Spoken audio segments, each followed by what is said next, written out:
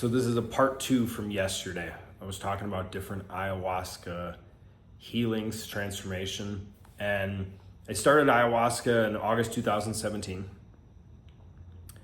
And if you're new to the channel, I'm Phil Jelovic. Nice to meet you. Thank you for joining. Talking about relationships, what it is to be a man, and also healing specifically with plant medicine. So 3 big categories we have here, and today is ayahuasca. So it was August 2017, my first ceremony. And this was, some of these, I remember the dates really well. This was right around Halloween of 2019. So 2.5 years later. At that point, I had done quite a few ayahuasca ceremonies. I don't know exactly. I would say probably by that point, 30 ceremonies. A little segue. What you hear about how many ceremonies or how you should do ceremonies is almost always opinion. What do I mean by that? I've lived in Colombia for the better part of a decade, so I'm hearing it from a indigenous taita, a shaman, literally from the jungle.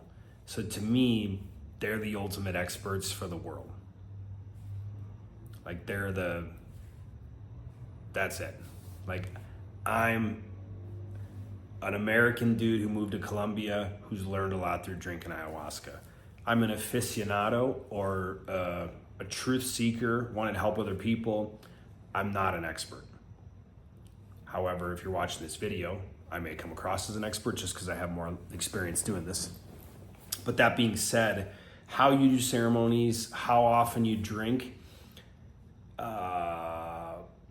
I would listen to the opinion of a shaman from the jungle versus the opinion of someone who has never been out of the country and lives in the States or Canada.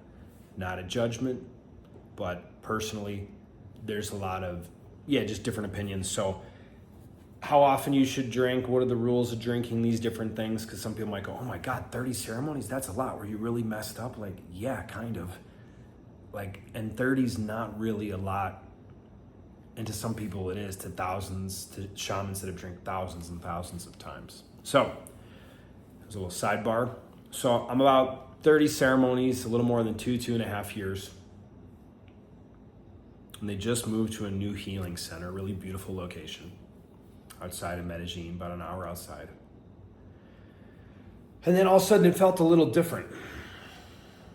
And the ayahuasca was like, are you ready?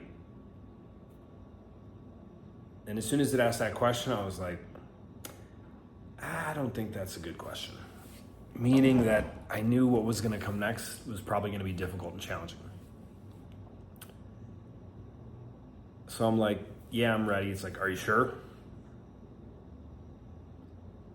And I was like, I forgot. I said something in my mind like, no, but yeah, but no, but yeah, I'm here. Let's do it.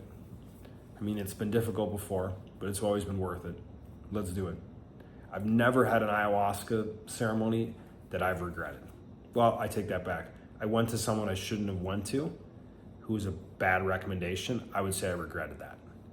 Other than that, when it's been a reputable healing center, reputable shaman, I've never regretted a single ceremony, and I've done many, many ceremonies. So the ayahuasca is like, are you ready? Like, yeah. And it was like, this is gonna be hard. And I remember thinking, shit, just never said that. I was like, all right. So it shows me as like a 5-year-old kid in Catholic school, in a room I remember, being molested by a Catholic priest that I very well remember. There was 3 main priests. One I remember feeling really close to. One I thought was just kind of corny, just like weird, nothing bad. Just like, I was like, he's kind of a dork. That's what I thought. And one, when it brought up this priest, I'm like, yeah, it was kind of just like foggy. I was like, huh. So it shows me, it just shows me in this situation, it doesn't show me it graphically, just to paint a better picture. What I also want to paint a picture of the delicateness of ayahuasca. why it didn't bring that up ever in that way. I think it did bring it up once in my actual first or second ceremony. I remember seeing that priest and going, oh, that's weird. I haven't thought about that guy in, 20, 30 years. 30 years probably. So I saw this scene and I immediately, almost like it was a book, I closed the book. I was like, that didn't happen. I was like, stop trying to test me, ayahuasca. Stop trying to mess with me. Because sometimes it can do that for your own betterment. I remember a shaman friend, one of my dear friends here, he was telling me a story how the ayahuasca tried to convince him he had a brain tumor. It might seem kind of intense as you're watching this. That he had a brain tumor and it was like, hey, you got 6 months, we got this tumor, it's showing him where it's at. Excuse me. It's like, you have to get your affairs in order. You got a daughter, you got a wife, you got to get things in order. And he spent the next 5-6 hours thinking through things, organizing his life, planning things out, journaling. And the ayahuasca said, you're totally fine, you're healthy. It said, but if we asked you to think about how important your family unit is in your life, you could have done it. But you wouldn't have done it the same way if you thought you were dying in 6 months. You're totally healthy. We'll see you when you come back. Thanks for coming. So I do know someone had like that experience. So that was in my mind. I was like, the ayahuasca is messing with me. Why is it doing this? And it kind of bothered me. And I immediately like closed the book, pushed it away. I was like, don't mess with me. And honestly, I didn't think anything of it. I really didn't think anything of it. I didn't think it, not an ounce of me in that moment thought, oh, this is true and I'm trying to avoid it. No. So imagine this is October 2019. So probably in the next, let's say 2020, 2021, 2022, let's say I did 10 ayahuasca ceremonies a year, probably. Maybe a little less than 2020. But each time I'd go to a retreat, which where I go, La Ceiba, a retreat is 4 ceremonies. So meaning you got 4 different opportunities, but you kind of have more if you have a second cup. You could be going this way with ayahuasca, have a second cup, and it was really hard, and then it's pure love and beauty. It can work the opposite. So I went back a few months later to a retreat. And on one of the ceremonies was like, hey, do you remember what we showed you, around Halloween last year? I was like, yeah. It's like, that happened. That's real. We're not trying to mess with you. You have to do something about that. And I was like, I know you're messing with me. 6 months later, come back. I had 4 ceremonies, same thing. I don't remember which one, but one of those. Hey, that actually happened. You need to heal this. You need to look at this. We're not trying to mess with you. We've been helping you for years. Whatever. So I have this experience for another, say it was 2019, for 2020, 2021. At the end of 2021, I go and I bring my girlfriend at the time to a different shaman, different location, different lineage, different everything, right? Guess what? This time it asked me questions. And the way it's structured the questions is someone who's studied psychology and NLP a lot, was a big fan of Tony Robbins' work, still love some of his stuff. It's not my environment like it once was, but Tony's stuff is great. And it asked me very strategic, precise coaching questions that is someone who's a linguist, I loved because it was like a sniper that had to hit only bullseyes. Excuse me. Let me get a little drink seat though.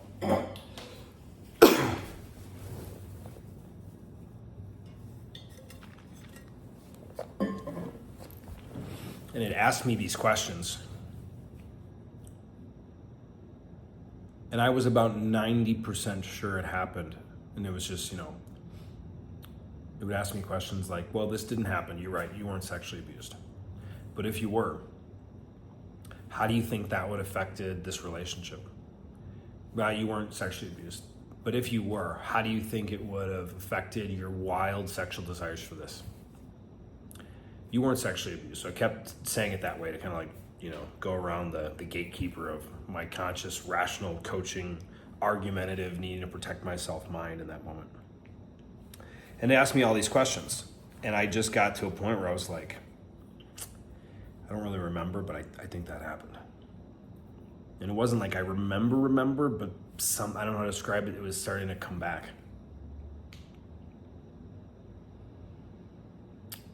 I don't use the word depressed very often. I mean, pissed off. I've been pissed off, many times at times. Have a relationship end that I thought was going to lead to something, or marriage, and being sad, being heartbroken, being, sorrow even. Last breakup, I felt some sorrow. I didn't even know what that emotion was. But depressed, I have to believe the future can't change. That's how I've linked up depression. For the next month, I was in like a depression. During that time, I actually quit smoking weed. Maybe that made it harder. I shortly after that quit taking kratom. And I didn't know what to believe about myself. Meaning I thought I was like, and as guys, we don't talk about a lot of this stuff. We don't talk about it publicly, and that's why I put it in the documentary, and that's why I wanted to make this video. But I thought I was just fucked up, I thought I was, I don't remember the words, broken, dirty, that, I had the thought come up, why would, I knew that relationship was kind of at its end. That was something that was sustainable and whatever, but not attainable, and we both knew that. We just stayed a bit too long. And I didn't really feel good for the next month. I didn't know what to do. I was a bit indecisive about what came next. And with the coach I was working with back then, again, this is, how many years ago? 3.5 years ago. He was like, well, you could try some other modality, but he's like, this keeps popping up in ayahuasca. Why don't you just go handle it there? And he hadn't really worked with ayahuasca, or he did a little bit. And it was weird. I was trying to like, well, I need to go to this, I need to do that. And I go, why the hell wouldn't I do that? And I was like, well, I'm scared. So I went.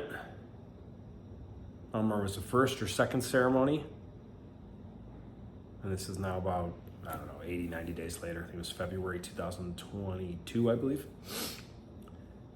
And I didn't have to relive it or experience it, but I remember. I remember it happened multiple times. I remember I must have been pretty sure it seemed like it was kindergarten. Wouldn't make sense why I was so close with my first grade teacher after that and was always near. No one could pull me out of the classroom that way. And so it took almost 2+ years to accept that happened, right? And again, the ayahuasca knows you. If you've worked with psychedelics, or maybe you don't have a reference point, the timing, the understanding of you, of where you're at with yourself, of what happened between your retreats 6 months or a year ago to now, it doesn't, to be honest, despite what you read on the internet, you can write your intentions in a notebook 100 times and those things can help. You don't really need to, like it knows. Like it's mind-boggling how it knows. Again, I view these things, ayahuasca, bufo, jopo, kambo, psilocybin, these are medicines, they just come from the earth. When you're getting with certain things, MDMA, LSD, what else? Ketamine. These are synthetic substances. They can be healing, but do they have the wisdom of a plant or animal spirit? Technically, no. So the wisdom that can come from these, from Mother Ayahuasca, from the bufo, toad, or the frog combo, it's, till you've experienced it, it's wild. So I have this come up. I'm 100% sure it happened. It felt like the biggest release of my life. It felt so big. I remember I still have the video on my social media. You can go back and look at the date, February, whatever, 2022. I felt so fucking good that I remember making that video. I remember then being in my apartment a few hours later and going, I'm feeling so good. I go, this just has to be the Aya afterglow. Like, you know, I don't know, my serotonin's up, my chakras are open or whatever, and I'm just feeling good. And no, that was how I felt from that moment forward, and it was sustainable. There was more work to do that I did not want to do. And I don't recommend this. I try to negotiate with the ayahuasca. I used to do this. I don't really do it anymore. It doesn't go well. But I'm like, hey, I'm open today. I think I might have had this sexual thing. Can you just heal it in this ceremony? I'm not willing to come back and work on this anymore. I would just appreciate if you make all this work now. I'm not open to working on this in the future. This was uncomfortable. And I could feel the ayahuasca's presence. I felt it a couple times where it's kind of like, I don't know how to say it, where it's kind of like crossing its arms, like, all right. Like, it's not agreeing with me, it's just like, okay. So for the next 18 months, this experience, layers of it popped up. I don't know how to explain it other than that. It happened in breath work. It would happen in other medicine ceremonies, other ayahuasca with a different family. The metaphor I use is I call it boulders, rocks, and sand. Imagine, you're in life, you want to get to where you're going, right? And you have this big, like Indiana Jones boulder in the way. Like, it's not this big. It's like as tall as this apartment. How tall is this? I don't know.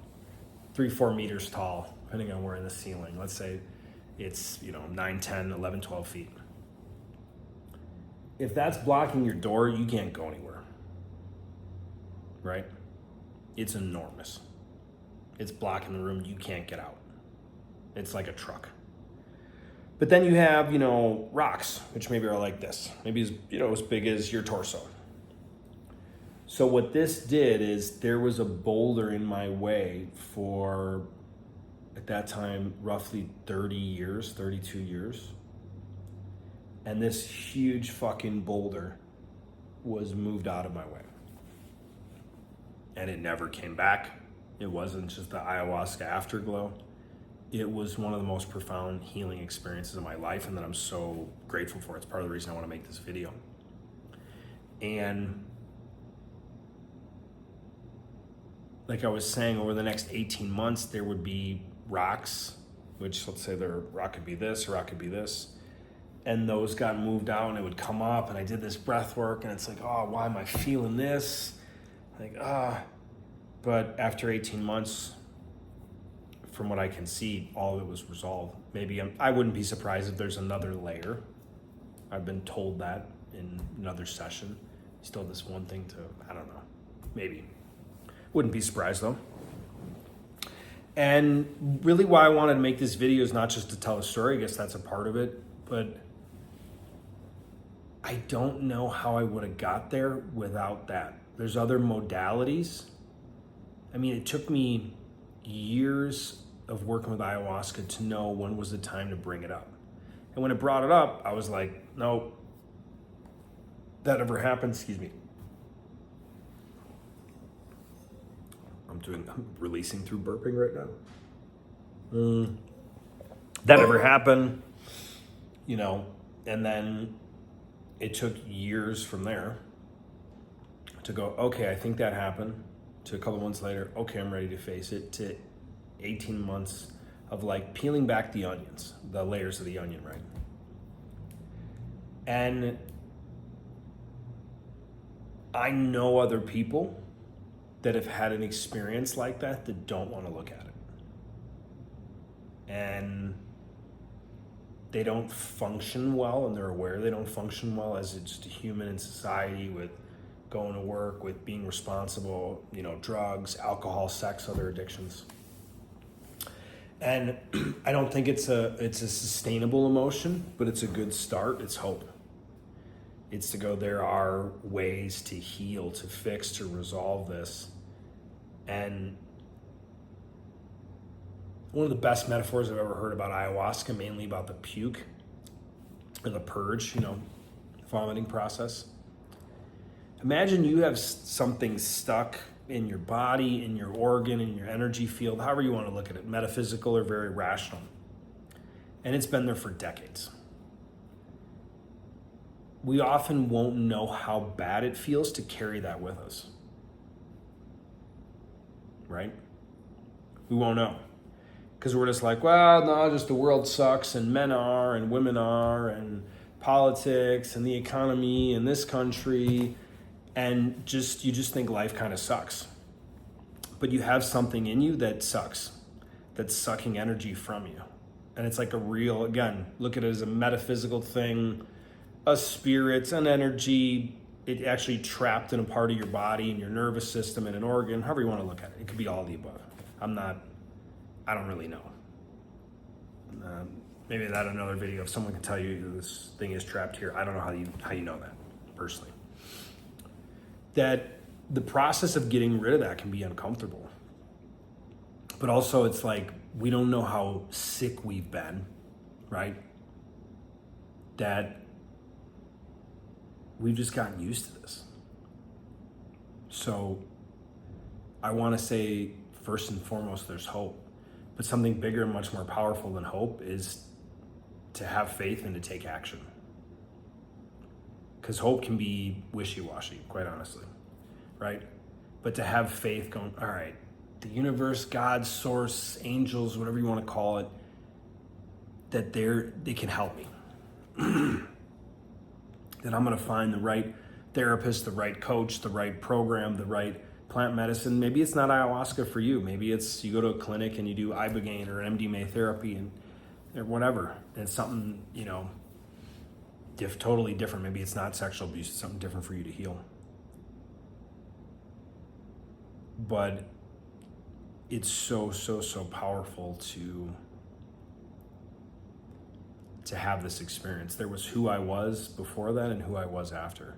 And again, going back, whether it's the purge, puking, it's uncomfortable to come up, this stuff that's been trapped in you. It was uncomfortable, the breath work things, the whatever, the next ceremony, this. And I'm like, I tried to negotiate with the ayahuasca. I said, I want to handle this in one ceremony. I don't want to look at this. So much for that, but it was worth it. And it moved so much out of the way. It moved this giant, massive boulder that had been on me my whole life that I didn't know. And then there's been the 18 months after that of releasing. And since then, it's been looking at that more carefully, that limiting beliefs, the disempowering. So it's been more my mind, more my coach Phil. The disempowering beliefs, the fears, the negative identity. So even when something comes up and I don't want to do something, and again, we'll go into, this might be a little more extreme for some people's tastes. I haven't shared this publicly ever. I'll actually share that on a video tomorrow. No, it's just teasing you. I'll let you know right now. That I've linked certain things back to that moment, that was a turning point in my life of fear, of negativity. So I won't say those specific things because they're a little personal. So when just a fear comes up, when someone says, oh, what if it doesn't work out or whatever, what if I'm not good enough, or what if it'll never happen? Let's use those. When those come up, I can go, oh, that's bullshit. That's something I believed when this happened when I was 5 years old. And I take it to a more extreme thing. I'm going, I'm not going to let that priest, who's now been dead for decades or whatever, I'm not going to let him interfere with my life. I'm going to live my life with the most love, or do my best in the moment and the most freedom, and do what I'm here to do. So if you've had this experience of being raped, being sexually abused, being molested, whatever you want to call it, different things, yeah, it can be altering to say the least. And I've seen people in therapy for decades that don't make that much progress. Again, I don't have any delusion that ayahuasca is for everyone. Excuse me. That oregano oil that I had 30 minutes ago is hitting.